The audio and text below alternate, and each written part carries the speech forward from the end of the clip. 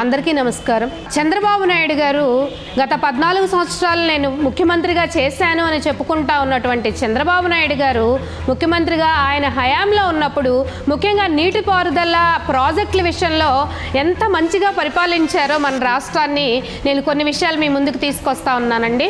ఇప్పుడు 1998వ సంవత్సరంలో శ్రీశైలం కుడికాల్వ దాదాపు 7,36,000 క్యూసెక్ల కుడికాలువలో ఉన్నటువంటి నీళ్లు ప్రాబ్లం అవుతుందని తెలుసు. అప్పుడు ఆ శ్రీశైలం ప్రాజెక్ట్ని అలా ఎందుకు ఆధునీకరించకుండా ప్రాబ్లం అయింది అన్నప్పుడు ఆయన ఎందుకు దాన్ని రెక్టిఫై చేయలేదు అనేది ఒక క్వశ్చన్ అయితే, అనంతపురం డిస్ట్రిక్ట్లో వేదవతిపై భైరవాణి తిప్ప ప్రాజెక్ట్ గేట్స్ కూడా తుప్పుపట్టి మరమ్మతులు చేయాలని చెప్పేసి నెంబర్ ఆఫ్ టైమ్స్ 1997 నుండి 2001 వరకు, అంటే 1997 నుండి 2001 వరకు ఎన్నోసార్లు ప్రతిపాదనలు పంపించినా కూడా వాటిని తొంగలో తొక్కేయటం జరిగింది చంద్రబాబు నాయుడు గారు.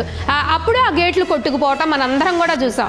అంతేకాదు చెయ్యూరుకు జనరేటర్లను ఏర్పాటు చేయాలని చెప్పేసి 1999 నుండి 2003 వరకు కూడా అందరూ ప్రతిపాదనలు తీసుకొచ్చి హెచ్చరిస్తూనే ఉన్నారు.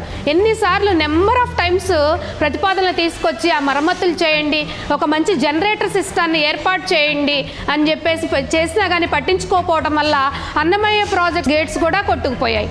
అంతే ముఖ్యంగా 2018లో కాళంగి ప్రాజెక్ట్స్ గేట్స్ కూడా అలాగే కొట్టుకుపోవటం జరిగింది. ఇవన్నీ ఇన్ని రకాలు జరుగుతున్నా కూడా చంద్రబాబు నాయుడు గారిలో ఎలాంటి చలనాన్ని కూడా మనం చూడలేకపోయాం. మరి ఇవన్నీ కూడా రామోజీరావు గారికి ఈనాడు పత్రిక అధిపతి అని చెప్పుకున్న అతనికి కనిపించట్లేదా?